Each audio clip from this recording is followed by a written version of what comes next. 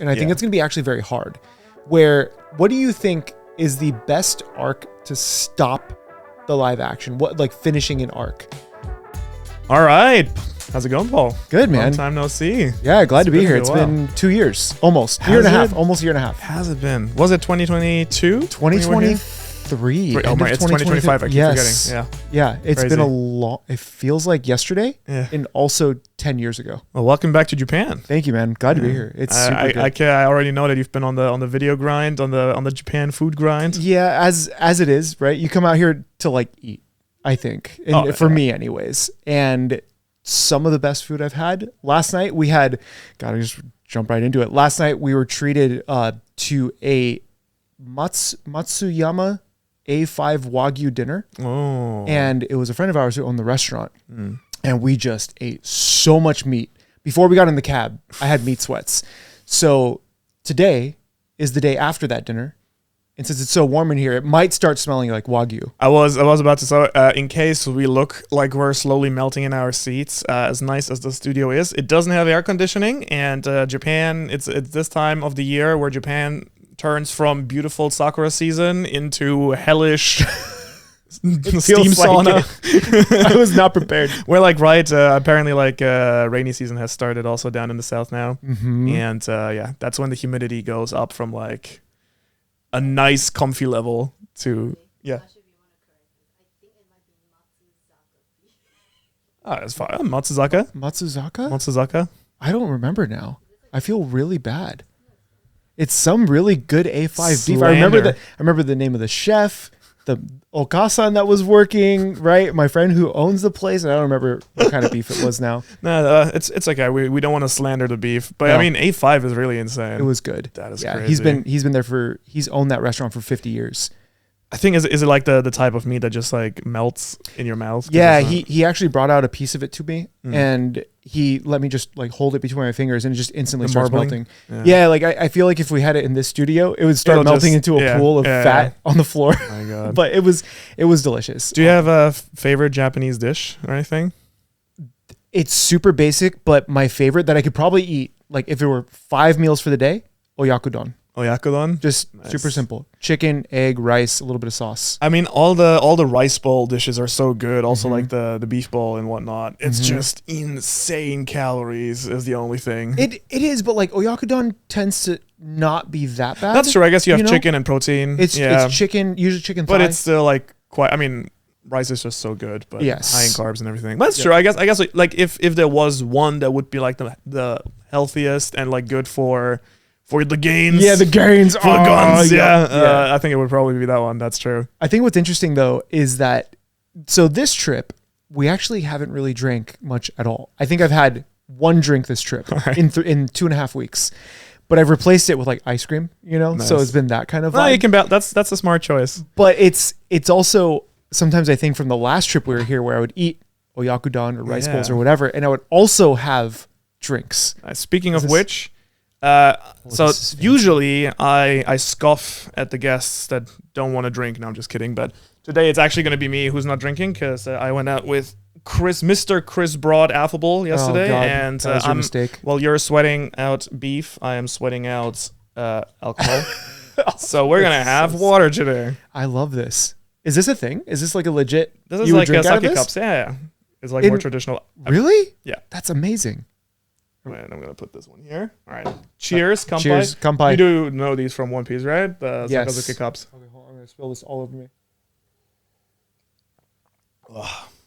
Welcome to Drink Sake. One-shotted. I will say today will be very, since the title is Drink Sake, we will be very food and beverage heavy, I think. There are so, I mean, you've done a lot of anime food videos at this point. Too many. I think just to jump into it, have you cooked from the Sanji cookbook? And if so, do you recommend it or not? Because I really want to maybe get to learn some of the recipes there. For sure. So I actually did a video maybe last year where I cooked directly from the cookbook as a way to show off the book, because it's also very hard to find in a lot of ways. Now you can get it on Kindle, which is cool. But the book I had used for when I was trying to like emulate Sanji's diet, Yeah. you know, so I was taking some of the notes from there. It's very simple Japanese cooking with some One Piece twists in there. All right. You know? What's the One Piece twist? Like, what's... The simplest thing would be the way they presented the food. Crack. Like they'll present it, they'll present it with like just the big lug of meat or something like that. But then when they do the actual recipe, they say to use chicken thigh or something. Nice. They're like, don't actually, if you want to, go for it. Yeah. The Sanji cookbook, in a lot of the cookbooks, including my own, are more meant to get people to buy based on an IP versus based on actual food. Right. So they're fun, but when you really open them up, it's sometimes just a Japanese cookbook that's not as involved. I think I made a short, probably, I want to say like 2 or 3 years ago, where I like, just for a short video, I think it's still on the channel somewhere, tried to remake the shrimp fried rice that he made. And that was really fun, trying to recreate it more so based on looks and less on like a recipe. I mean, overall, in the big picture of, and there are obviously some insane anime meals and anime scenes going out. Like I'm like thinking of Ghibli. Ghibli food is obviously like famous. When I went to Ghibli Park, they had this whole exhibition about how to draw proper food and how to make it look delicious. But there's like, and you have like some food-based anime, like Food Wars and whatnot. How would you rank One Piece food? And I think in the context of One Piece, it is usually going to be Sanji's food because he has the nice plating and like more. I mean, everything that's not meat on a stick, basically, right? Right. Yeah. And what I think is interesting about One Piece and the world of One Piece kind of follows the same principles as the world of Dragon Ball Z in a lot of ways. And they're kind of brother and sister in that way. I did a video not too long ago about 100 years of anime food, but what it actually touched on was the history of how food was displayed in anime. And once I got to the 2000s, what I found fascinating, which is, One Piece was 2004. I think the anime started I think, and I'm probably not exactly the year, but it was definitely the late 90s. I want to say 1999, but like very much around the. Okay, and then Dragon Ball Z was probably like 94 or something. I think Dragon Ball Z was maybe a little bit even a bit earlier, even I think it was 89, late 80s, maybe, early 90s. For Dragon Ball Z in particular. What I had found once I got to that era of talking about that food is the food wasn't that important, right?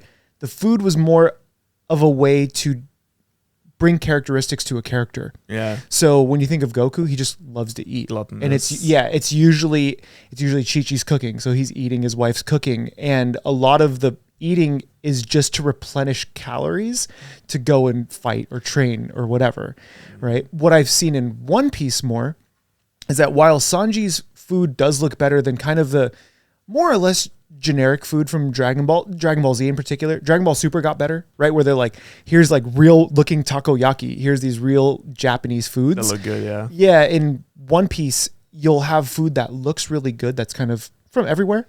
And I do think, that entire era also with Naruto, right? I think if you ask many foreign people, what's your favorite food? It's like ramen. And where do you first learn about ramen? And like from Naruto. Right. So as you say, like celebrating Japanese cuisine a bit more. Yeah, and what I saw with One Piece is that One Piece's food, even if Sanji makes it, is more of a reward at the end of a big adventure. Sometimes they're eating on the fly or they're doing things, but I've always noticed that it was they don't eat for the most part through like a huge arc, and then they have a huge meal together, and you're just kind of celebrating. With Naruto, that's when food started to first be associated with a character. Yeah. So we see Luffy kind of has like meat on a stick, right? Like that's Luffy's thing. But then with Naruto, it's ramen. Yeah, exactly. You know it's going to be ramen. Well, I will also say, I think One Piece is probably somewhere in the middle of the two, where I think the fact that Sanji is the gourmet chef is less so a celebration of food in the show, but more so a celebration like that this character... You have all these like ruffians and he's like the elegant one. I care about taste and flavor and whatnot. But what I do like about food in One Piece is even if it's, not the craziest, I think some of the best looking food is like, what is the Miyazaki short movie, The Garden of Words. Oh, I haven't seen that. Oh, beautiful. Do I need cooking. to see that? Okay. You probably have seen like the I tomato probably have. slicing. Yes. And, Okay, and those the boiling gifs, and yeah. like turning on the stove. So that's from that Okay. movie. Really nice movie, by the way. Okay. So where it like is really like, oh, realistic food. This looks delicious, and then obviously more food related shows. I think in One Piece it's less about the specifics, with some of Sanji's cooking, taken out of that, but food is, especially from Luffy's perspective, this almost celebration of freedom, right, and what he wants to do. Yep. Like, I'm not sure if you like how familiar you are with everything, but because you're a decent One Piece fan, right? But I'm not sure how deep you go.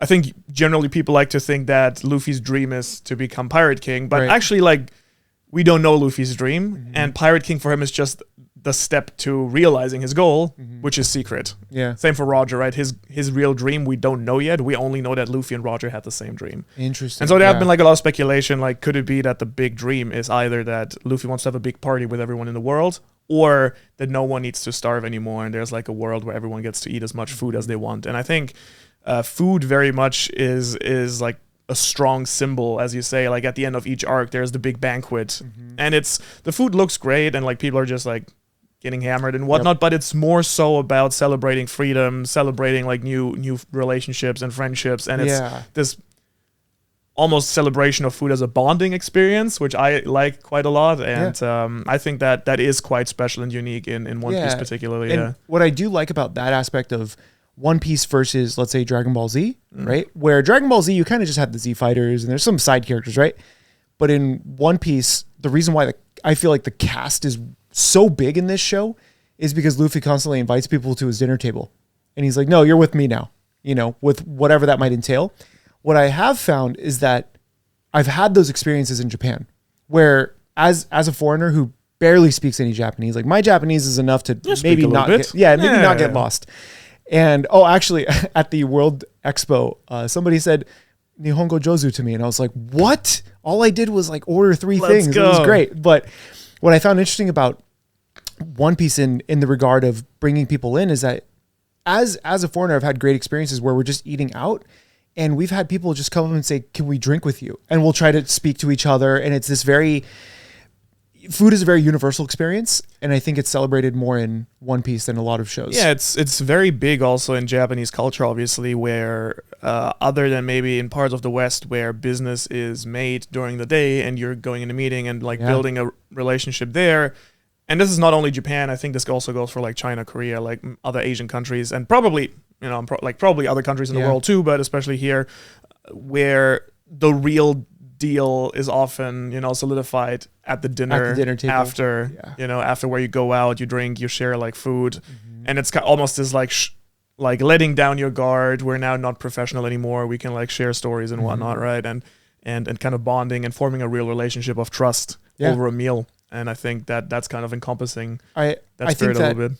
Yeah, and I think with food, that's why I appreciate it so much, is because it's a way so for instance, I couldn't really speak to my grandmother very much because she basically spoke Arabic and I was only taught English. Right. And for me, just sitting at the table and eating with her and like cooking with her, that was how we kind of talked to each other. So like I cooked with her almost every time we were. I tried to learn, like I spoke. Where was she from?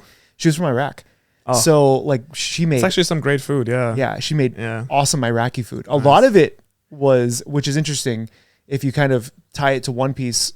This was only like in the 50s and 60s, right? For my grandmother, but they had to survive. It's like she was like burying like milk and salts in the ground to make cheese for the winter and like all of these things. I mean, that's really interesting, not to get too sidetracked, but like even for my German grandma, right?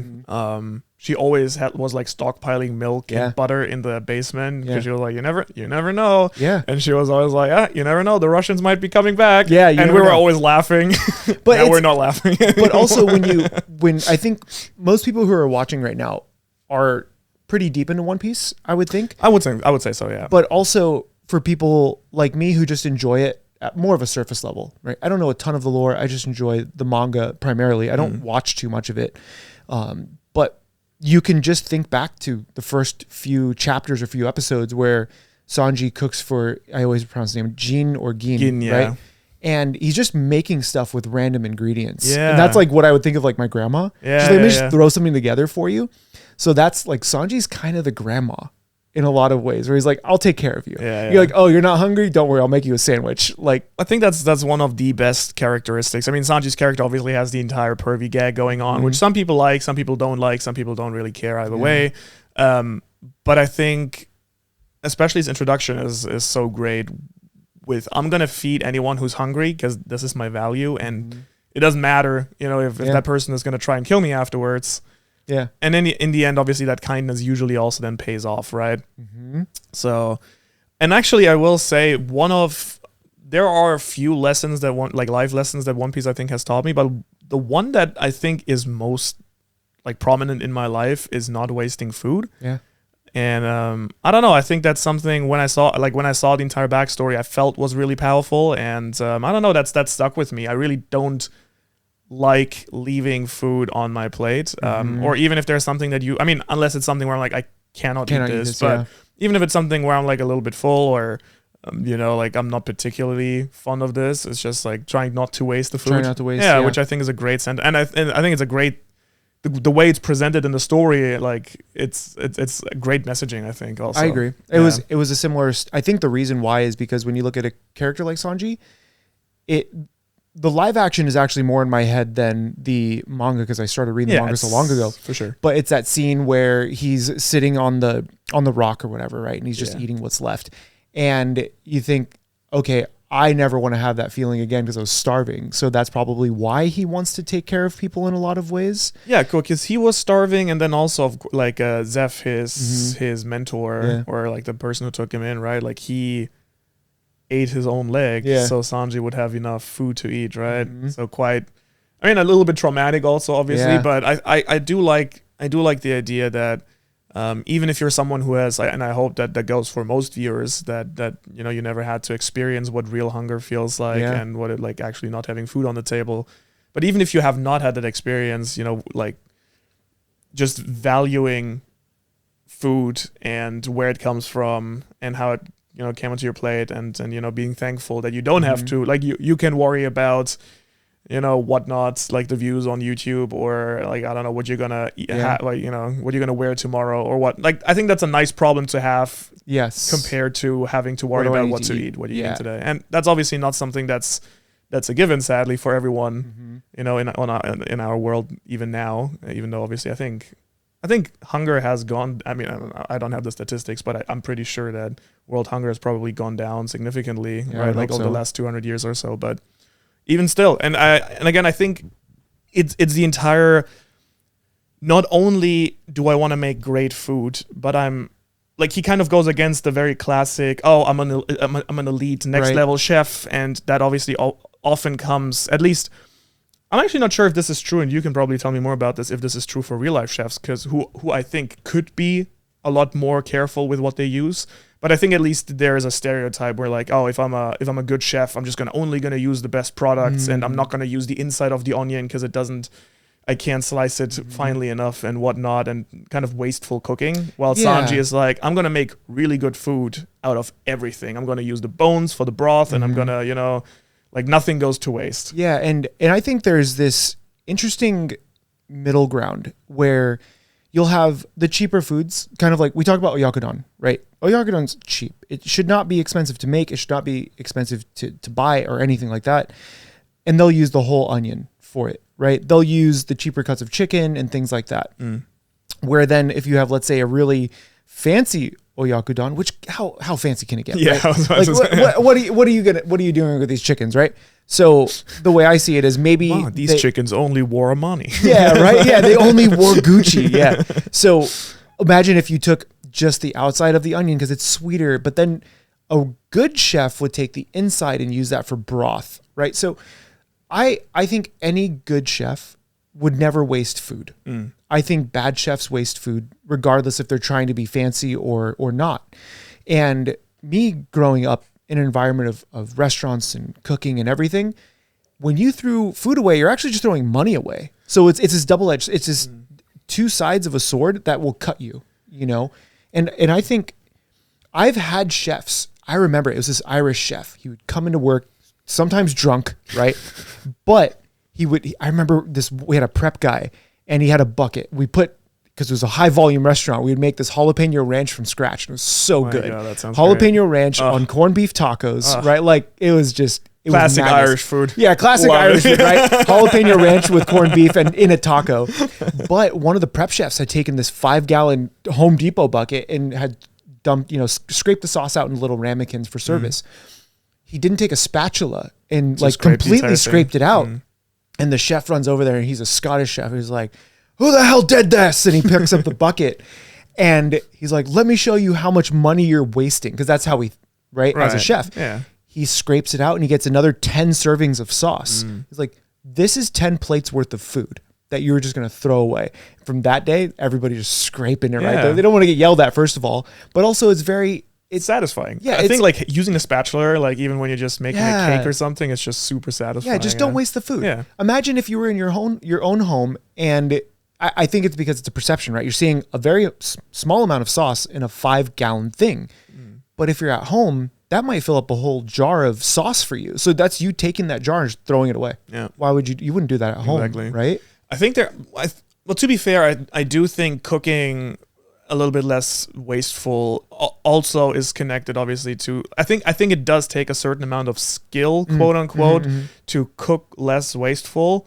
Like obviously I think you can always be careful that you use your ingredients and whatnot and don't buy more than you need. But for example, like one fantastic thing that I learned, and I don't do it all the time, but I just learned from another friend, just if you have veggies and bones and whatnot, just put them in a freezer, and then you're gonna make soup one day out of everything. And that was like, it's big mind. Yeah, these are not like that's and it tastes fantastic, by the way. Just like throw all these like potato peels and whatnot, just throw it in, and it really tastes. There was, when I had gone to culinary school, this does remind me. I think Sanji had done a dish where it was like the meatballs or the fish meatballs kind of thing, just ground everything up, exactly. Right? Which is a little far fetched. You're not going to find a lot of chefs who will grind the bones into a meatball. Just not that I've seen. But in culinary school, I guess you could theoretically, right? Technically could, if the bones are soft enough. That's the only thing. They have to be digestible, right? So, but I mean, even if they're hard, if you like grind them into a powder, would it matter? Yeah, there's a lot more steps, I think, than they can show in an anime. So you could technically dry them, grind them, like that kind of thing. Because I only know because I only did this once because it was a pain in the ass, but I did make cat food for my cat once, and it's kind of Gojo. Gojo, and you do grind the bones and everything, but because they can digest it. Oh, is it different for humans? Their intestinal tract is very different than ours, so they can pass bone and stuff like that. So it is, but it does become like a proper powder, right? Sometimes, but for us, it might not. It might upset our stomachs, right? Okay. But instead, like you can cook the bones down, use it for broth, use it for whatever. And in culinary school, we were taught during our first quarter, you had to pick an item and you had to make a dish with the entire item. So I picked apple because they were very simple ingredients, and I did this, hollowed it out, and then I oiled it a little bit, seasoned it with some brown sugar, and I baked the apple, and then the filling I turned into like this cinnamon apple filling, right? Nice. Put it back in, and the peel I ended up deep frying and using as garnish. So you could eat the whole apple. Nice. And that was one also skill. The stem? The stem, no. Okay. So it had to be every edible part. So like we weren't allowed to grind up the seeds or anything like that. Okay. So it's just little things, right? In food, you will have waste. The cyanide. Yeah. You will have waste in food no matter what. No, of course. But though I will say, even here, if you've ever gone to a yakitori place, which is basically like a chicken grill restaurant, Japanese style, you get every single part of the chicken except maybe you're going to get stuff on the bone too, but that's the only part people here don't eat. They eat like cartilage and heart and liver and skin and whatnot. Yeah, everything. Everything. And I don't think there's anything wrong with that at all. No, it's not. I mean, and I will say there are certain parts of the chicken that I'm not a big heart person. Chicken, it's very chewy. But my wife loves it. No, I mean, I know people who like it. Yeah. It's very chewy, and but I do really appreciate the idea that you just make use of the entire animal. You have to sometimes, and I think culturally it is different in every culture. In the U.S., not a lot of people love chicken hearts or chicken skin, but then I do wonder, because I'm kind of curious, because I remember, for example, it's not a big thing in Europe as well, at least speaking for like the countries that I'm familiar with, or like Germany at least, right? But that wasn't always the case, and I think that's probably true for the US too. Like if you ask, like for example, my grandmother's generation, she cooked way more with like intestines and and like local herbs and Yeah. whatnot. And I feel like that entire more like natural, making use of everything you have cuisine kind of like died out in large part. Maybe French cuisine has it still a little bit more. Yeah. Would be the only one I could think of. I'm sure there's like some other countries that do it as well. But yeah, here in Japan, you have a lot more of this more traditional cooking, making use of like natural roots that you find here in the mountains and Yeah. so I'm sure that you had that in the US too, and maybe like it just got lost a little bit along the way as well. We do, but what's interesting about the US is that it's more of the melting pot, melting pot culture. Yeah. So I don't think the typical American would seek out intestine, right? Right. But there are cultures who eat it. I do, yeah. So for us, I always think that how do we incorporate other cultures' cuisines into our own? Because it's the US, it's a melting pot. Where in Japan last night, I had A5 intestine.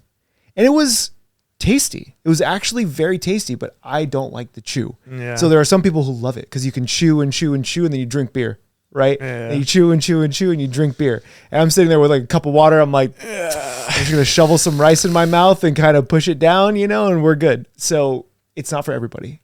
Yeah. I will say also one thing that, because Japanese food is, for me personally, if I had to rank food, I think like my top 5, not in any particular order, would probably be Japanese food, Italian food, Greek food, Mexican food, and then maybe French. French cuisine is really cool. Yeah. Really good. It is really difficult here to have a non-meat based diet. Yes. Because unless you cook yourself, meat comes with everything here. Like generally, even if you order fried veggies, you're gonna have some grilled meat in it.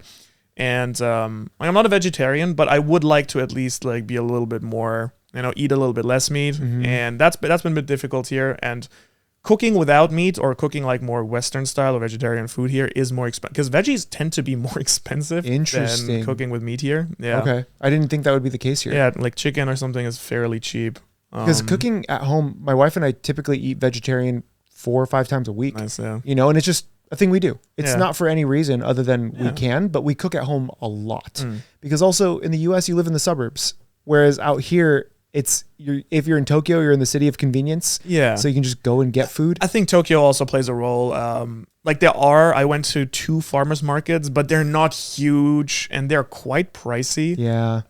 While like, I guess if you have access to a lot more agriculture, or even if in Japan, probably if you live like somewhere where there's a lot of agriculture around, you can probably, get like fresh veggies for like a lot better price. But on the go, probably going to be harder to find. Yeah, I've absolutely. noticed that very much. Absolutely. It's a lot of meat and a lot of wheat or rice. Yeah, rice especially. I love rice, but sometimes you're like, I just want something a little more healthy. And it's actually like, what are you going to do? Go to Lawson's and get like a salad? There is like obviously like all the miso soup and whatnot that you can have, but and there is obviously a very healthy part of Japanese cuisine too, where it's like a little bit of white fish and then some pickles. Yeah, and if whatnot, you get like right? a traditional set meal, Yeah. those are actually Very relatively healthy. Yeah, right? like the rice there is probably the least healthy part. Yeah, Exactly. But those Yeah. are also sometimes hard to find, I feel like. yeah. There's one where we might be going later where they sell a set meal and it was so cheap. It Nice. was like 800 Like yen. the teishoku, Yeah, you get a little fish, a little rice, miso soup, salad, Yes. and you're good, right? And Yeah, it's that's great.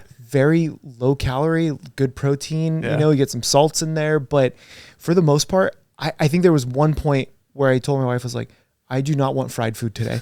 Literally, I do not want fried food today. And it was so hard to find a place that didn't have fried food. I was like, I'm going to Matsuya. I don't care. I can just get some pork and rice at the very least, and it's not deep fried. Anyways, moving on from that topic. Smooth transition. Yep.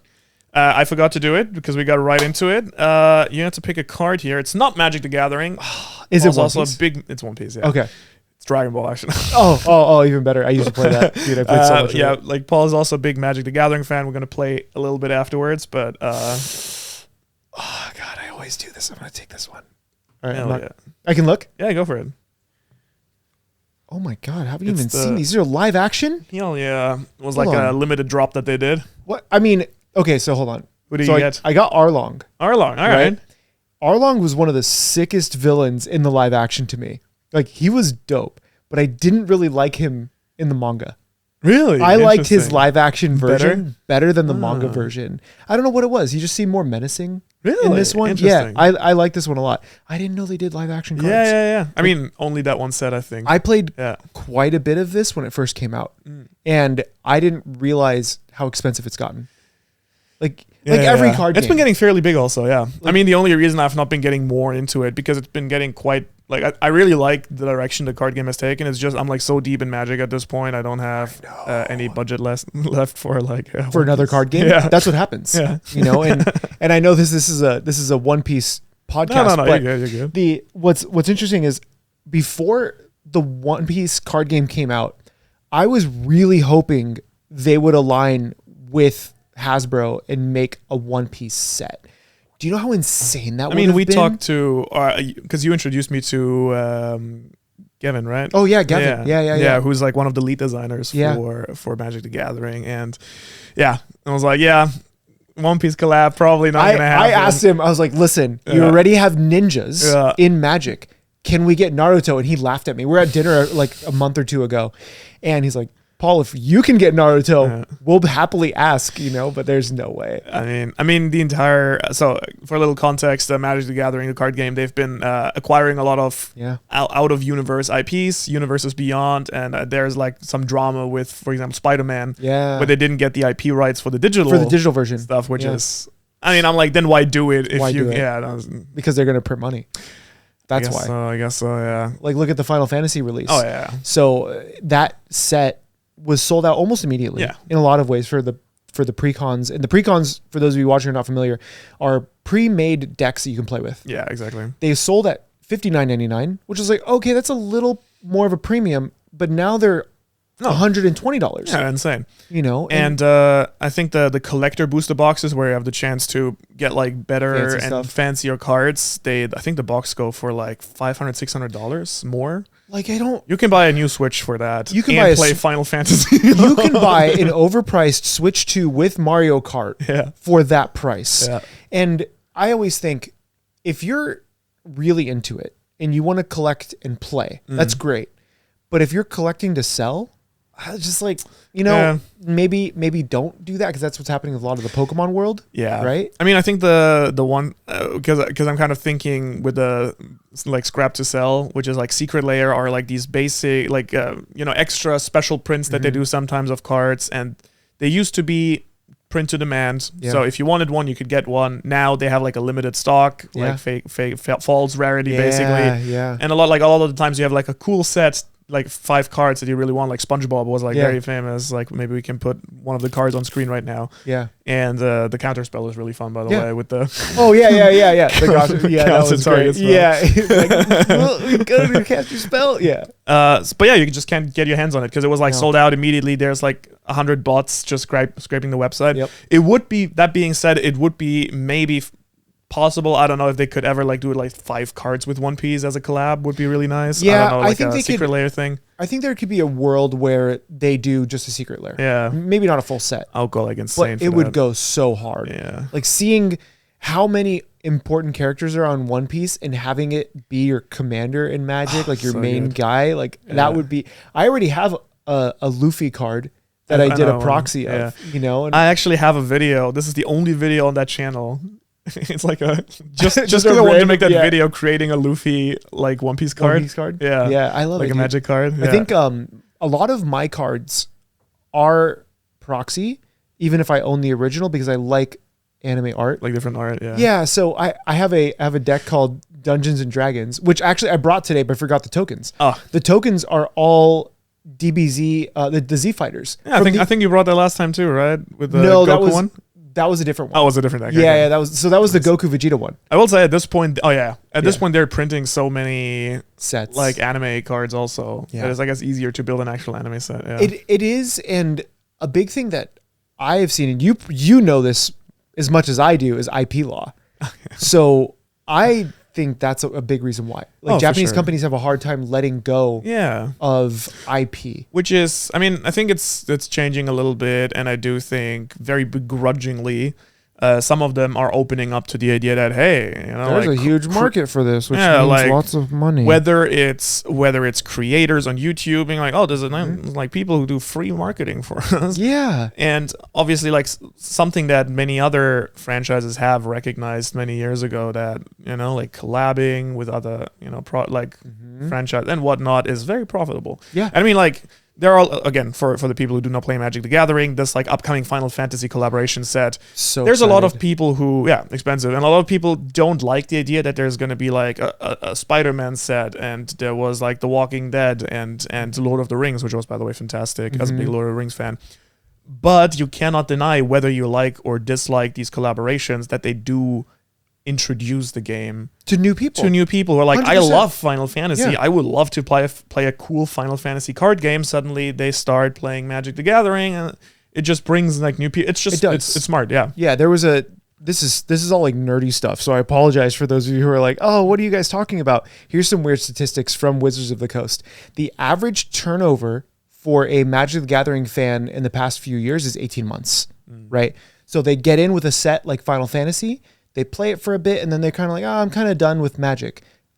They're okay with that now, because they might activate them again later with another set. Yeah. I personally think I liked both versions, where I've been playing since 1998, okay? Very old.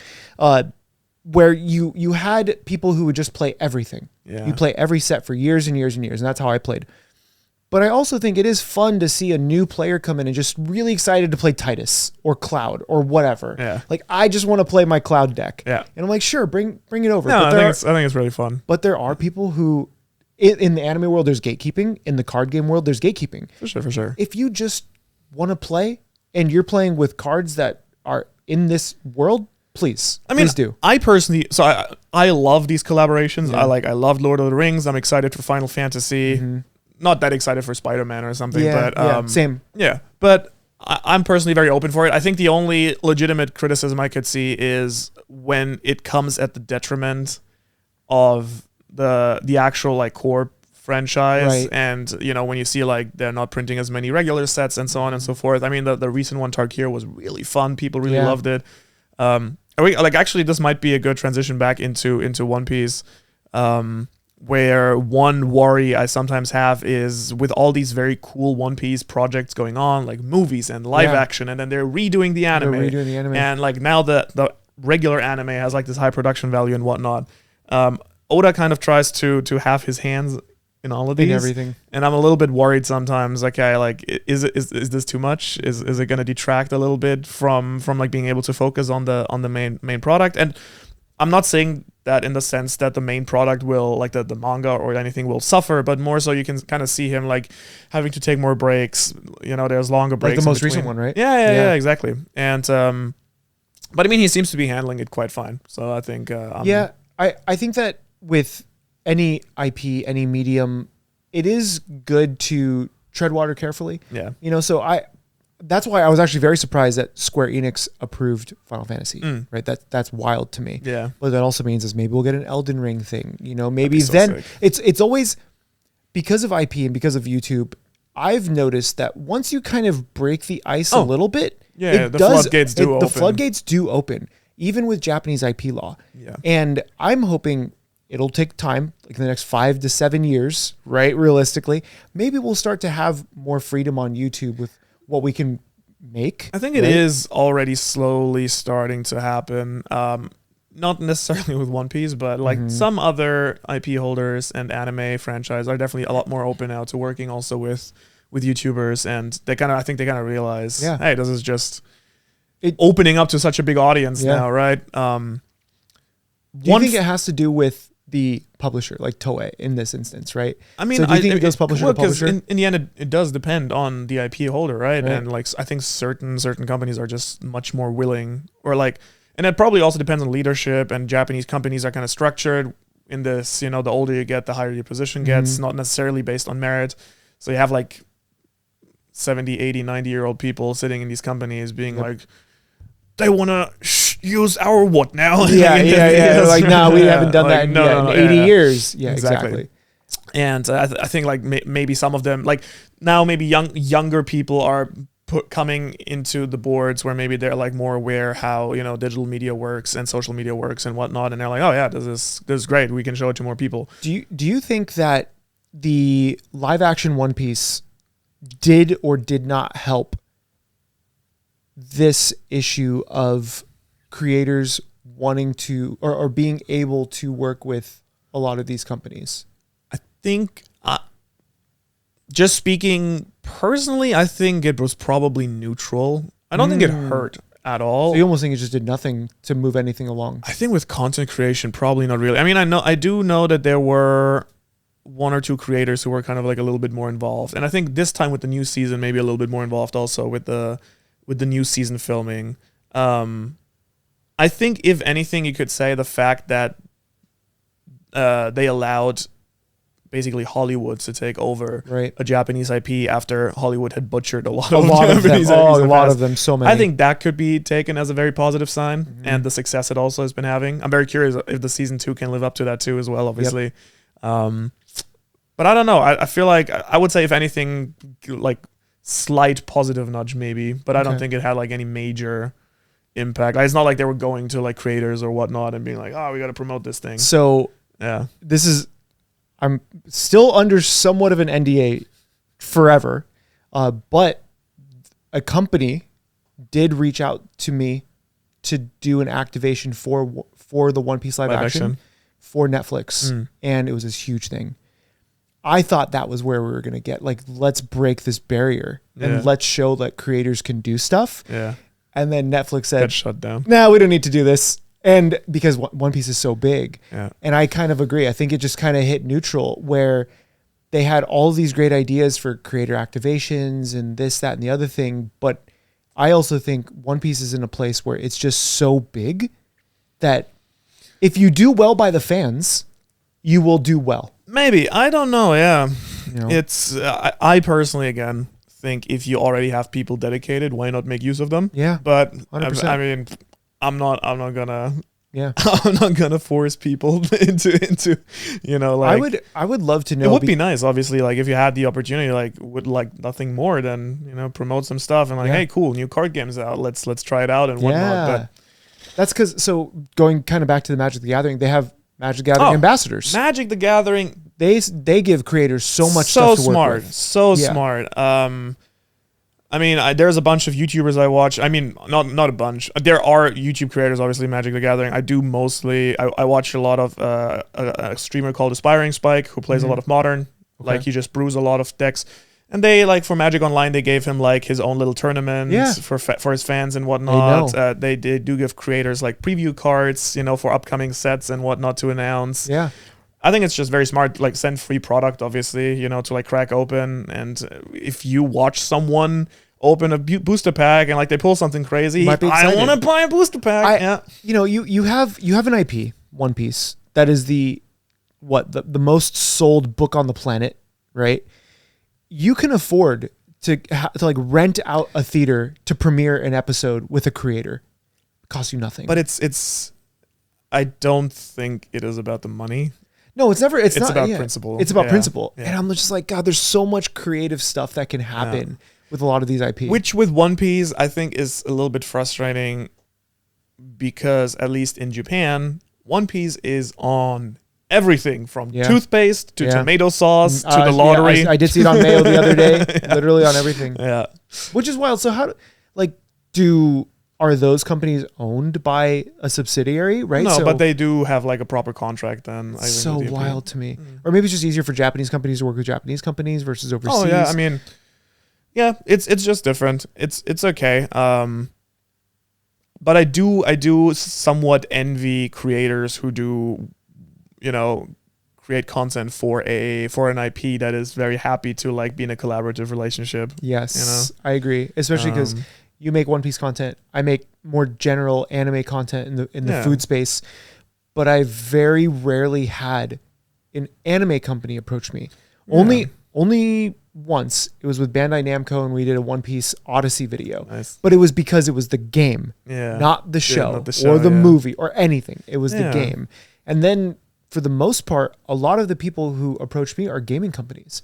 And they're like, hey, I just did one recently for Capcom for Monster Hunter Wilds. Nice. I was like, I want to do this for Food Wars. I want to do this for One Piece. I'm like, guys, we can have so much fun. Right? Yeah. But there's so much red tape. There's a new season coming out. Let's do a video. There's so much red tape. And it, as I think we're in an era of the internet, of YouTube, of society where I think we should protect the IPs, but we should also be willing to go beyond what we normally would do to promote those IPs. Yeah, I mean, I guess it is, like, in a weird way, I feel like YouTube still to this day, even though it's now not really that new anymore, in a way it's still very new. Yeah. It's still evolving, obviously. So, I don't know, we'll see. I mean, I would be very happy if things changed and opened up a little bit. It would be very fun. Yeah. I think it would be very fun to, have a collaborative relationship with some of these companies and as you say, I mean, it's fun as a creator also getting early access to like a game or whatnot, or being able to share something with your audience exclusively, right? And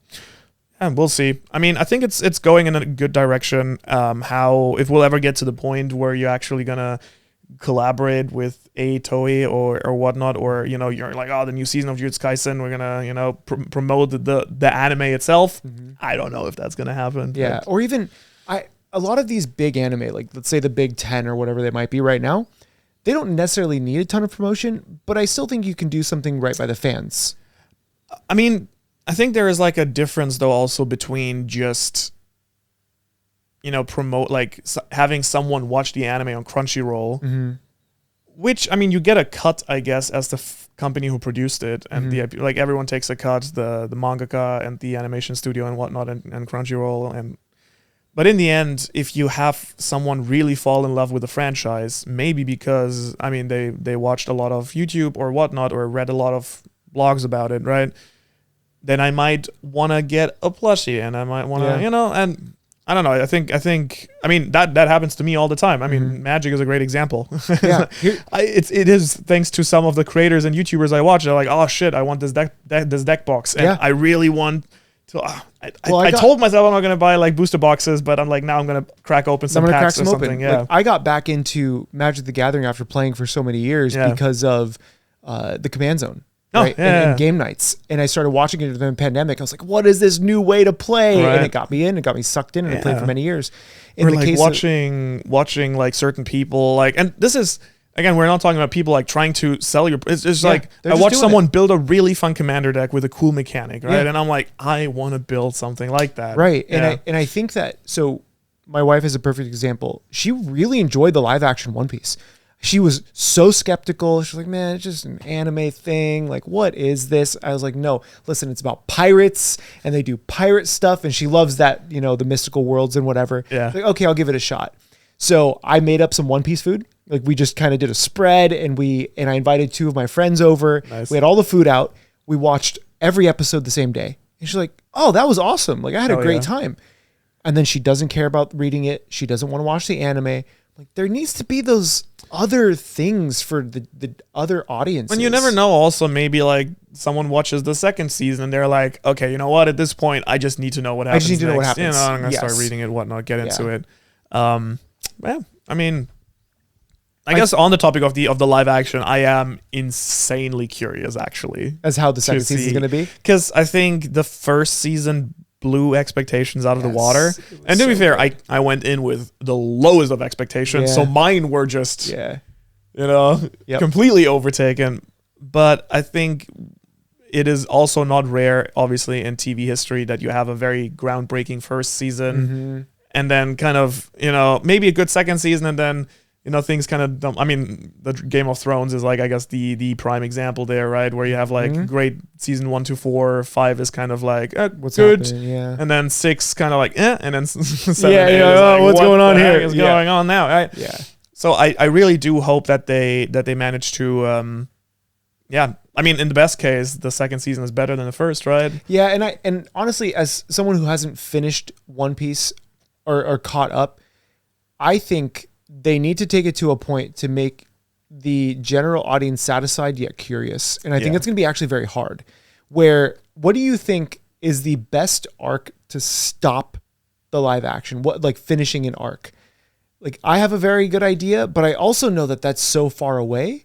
Where so season 1, I don't think they're just gonna. I don't think they're gonna stop. I mean, well, if you it's have successful, to, they're not because gonna do it. the actors are gonna be like 50. I don't think they're gonna catch up though, right? I mean, I don't think they'll catch up. Season 1 was how many chapters technically, right? Because it was through the Arlong arc. Yeah, it was maybe like the first. I want to say like 60-ish. So okay, so let's say if you 70? have 5 seasons, right, and they did 60 chapters, you might get through Water 7. I was personally very surprised because the second season is not even gonna include Alabasta and like and I was like, you're taking it slow. They're either taking it slow or they're skipping. I don't think they are skipping. You don't think they're just taking it slower? Yeah. That seems really wild to me. Yeah. You know, because it's definitely not a yearly show. No, yeah. So, I mean, they did, I think, greenlight already the 3rd season, but it's like bi-yearly maybe. So yeah, that's going to be interesting to see. Yeah. But those are the things that I think can bring in new fans. You know, and as a creator, I'm like, I want to bring in more people to stuff. I mean, I think Marineford would be like a very natural point to end it, like the time skip, right? Where, like, I think filming that would also be very expensive, insane, and then I think things. Because even now with the 2nd season, now that you're entering the Grand Line, and you get like in the 1st season, you had Luffy's Devil Fruit, you had Buggy's Devil Fruit, and then you kind of needed to nail the fisherman, right? Yeah. But now you're gonna have Chopper, you're gonna have Logia fruit users like Smoker, Yeah. and then like Devil Fruits get weirder and weirder. Characters like Arlong is nothing compared to like a Doflamingo and like a Kaido or what like Blackbeard or whatnot, and it's just gonna get wackier and harder to actually nail. Not saying that it's impossible, but I think the time skip is, and like the Marineford War is still doable, I think, in like a very realistic manner. While like once we hit like year 4, with, like, it's Luffy, all CG. It's gonna look very awkward. I'm not saying it's impossible, but it's gonna be a lot harder. And I feel like if at that point, like 10 years from now, you're like, okay, this Marineford, right? Yeah. And then, I don't know, maybe then that's going to be like a very like natural point to or maybe they're just going to, I mean, if it's successful enough, you could also just start making movies, I guess, theoretically. I could see that we're in a world where it kind of goes into a movie territory, but again, I always think, the reason why I bring up the age thing is because of Stranger Things. Some friends and I were discussing Stranger Things, and the final season, the actors are going to be 20-something, you know, and the last season they finished when they were still getting into high school or something. I'm like, nah, doesn't line up. So our theory was the Stranger Things world takes place like 5 or 6 years after the last season, where they're surviving in the real world now, with the Upside Down is integrated into the real world and something nuts. But they can do that because Stranger Things is an original story. Yeah. Where One Piece is not an original story. I mean, I think the live action has already taken certain liberties, and I think you can just adjust time frames if necessary a little bit. Because I think like in the story itself, right, like the entire pre-time skip takes place in a couple of months. Yeah. You could say, oh, hey, like we've been going to all these other little islands and like taking a break here and taking a break there. And it's been like 4 years, but now we're going, you know, like you just stretch everything out a little bit. You stretch everything out a little bit, or it's hard because we all know how anime fans are, right? You can be very protective of story. And if stuff skips, it's going to be bad. But like, that's again why I think it's surprising that they almost went the other direction, where I'm like, oh, you're going very slow with this. Yeah. Interesting. Yeah. Because I also was like, oh, are we going to go Alabasta and then maybe even beyond that? Yeah. But no, it's like not even getting to like the climax of Crocodile. So like, they're going into a lot of detail, which I appreciate, but also I'm always like, okay, are you going to finish this? Yeah. Is this actually going to happen? We're going to see like 60-year-old Zoro. Yeah. We're going to be in our rocking chairs like, wow, look at that One Piece show. Yeah, like still going. Yeah, it's still going, right? All the actors are going to be 60. Manga probably still going too. Oh, God. The manga will be on chapter 2300 or something, right? Exactly. We'll experience actual One Piece in 2077. Oh, my God. Like, that might like literally insane. Yeah. We're in 2025. Could you imagine 52 more years of One Piece? What does that even look like? Right? Like what? Like Oda is just going to be a brain in a jar. Yeah. Just making One Piece panels. Like, I don't know. I don't know what to expect from the future of One Piece. I'm actually, aside the live action, because I think it's really fun because I can enjoy it with my wife and other friends, I'm actually more excited about the One Piece or whatever they're going to call the anime. Yeah. Right? Very curious about that one. As long as Toei or whoever's doing the sound design on the new show, please get new sound effects. No. I want the old Dragon Ball ones. No, dude, I can't. That's why I can't watch it. I watched 12 years of Dragon Ball and Dragon Ball Z with those same, and then I had read through Water 7, and then I started watching the anime. And within the first 2 episodes, it's the tew bing. I'm like, nope, turn this off. I think admittedly I watched about 40 episodes and I just couldn't handle it. I just couldn't do it anymore. Got to read the manga, I think. The manga is goated. It's an absolute mystery to me how, with the budget you have available for this show, they're still using those damn sound effects, dude. I'm like, go full Fire Force with it. Yes. Go Fire. Thank you for mentioning that because I've been rewatching it. Fire Force sound effects. They go nuts. I want to experience that. Like, have you seen Dune 2? Yeah. Okay. Dune 2 in an IMAX theater. Like, I would watch Fire Force would be sick. In that, where just your body vibrates from all the heat or whatever. Yeah. They just need new stuff, man. Yeah. It's so much fun also doing, like, I think sound design. I mean, as a YouTuber, audio is huge, king, right? Yeah. You can have shit animation with great voice acting, great music, and great sound effects, and it's going to be like the best show. And there are good examples of shows that are very much beloved, not because of the animation, but because of, like the great music, I mean, look at Ghibli. I mean, okay, most Ghibli movies have fantastic animation too, but like the music, the sound, like having like bread break in like a very satisfying way. It's so big. What show comes to mind or anime comes to mind is Mob. Yeah, where you think like, okay, the animation is amazing, but the sound fits it really well. Yeah. The art style is very simple, quirky. Yeah, right? It's quirky, but the animation is sick. And then I watched some of the new One Piece stuff, and I'm like, this animation belongs in a movie theater, but those sound effects belong on like a bop it. Music, you just have this most epic scene and just somebody in the background going like bop it, slap it, stop these sound effects. That's my one hope for the One Piece. Dude, I can't do it. I know it's quirky. I know it, but I don't know the reasoning for it. I hope so. I don't know if it's like, no, people are gonna be so mad if we replace this. I don't think anyone thinks that. Anybody would be mad, like people love the new animations. Give us some new sound effects for the love of God, please. Please do.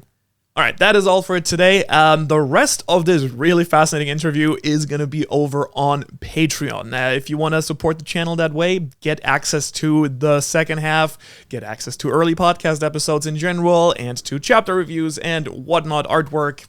We do a bunch of stuff over there, and you want to help out the channel, that's the place to go. The discussion gets really wild from here on out. Otherwise, if you don't want to do that and you're like, what the heck, then you can just, stay here, watch this video right here. Also, more One Piece if that one was not enough One Piece for you. And I'll see you in the next video.